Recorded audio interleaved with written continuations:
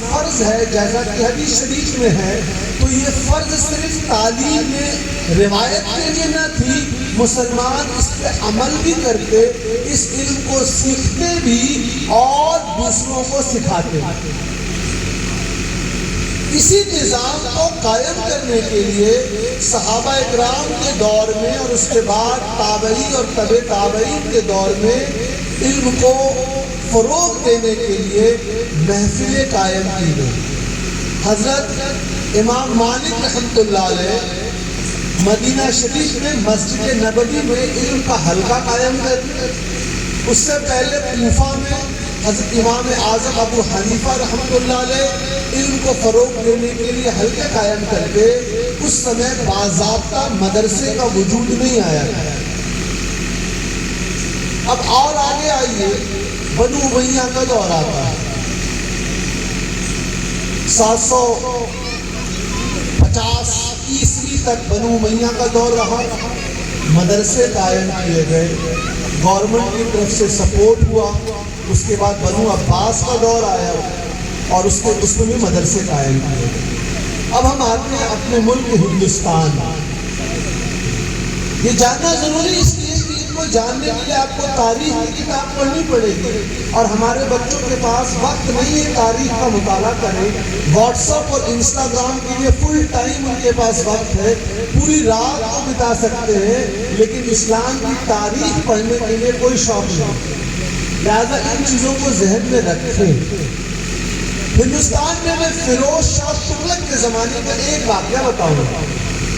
دلی میں فیروز شاہ تغلق نے جو مدرسہ قائم کیا، اس میں قید نہیں تھی کہ صرف مسلم داخلہ لیں گے، بہت سے نان مسلم، غیر مسلم، میں 1300 عیسوی کی بات کر رہا ہوں، بہت سے غیر مسلم دلی میں فیروز شاہ تغلق کے زمانے میں مدرسوں میں داخلہ لیتے اور وہاں تعلیم حاصل کرتے۔ لیکن ایک سوال ہے، اس زمانے میں مدرسوں میں کیا پڑھایا جاتا ہے، یہ جاننا ضروری ہے۔ ایک کتاب ہے، لکھنے والے جی وی صوفی، ڈاکٹر پی ایچ ڈی تھے، مدرسہ کریکولم ان انڈیا منہاج کے نام سے انٹرنیٹ پہ موجود ہے، انگلش میں کتاب ہے۔ انہوں نے پچھلے 600 سال میں ہندوستان کے بڑے مدرسوں میں کیا نصاب تھا اس کو تفصیل سے بیان کیا ہے، پچھلے 600 سال میں۔ ظاہر سی بات ہے وہ یہاں بیان نہیں کریں گے، لیکن جو اہم بات ہے، فیروز شاہ تغلق کے زمانے میں مدرسے میں میڈیسن بھی پڑھائی جاتی، جس کو آج MBBS کہتے ہیں، اس زمانے میں میڈیسن طب بھی پڑھایا جاتا تھا۔ زبان عربی اور فارسی تو تھی، لیکن جو اس زمانے میں پٹواری ہوا کرتے تھے ان کے لیے قانون لا بھی سکھایا جاتا تھا، جس کے لیے آج قانون لا کے کالج، LLB کے کالج بنائے گئے۔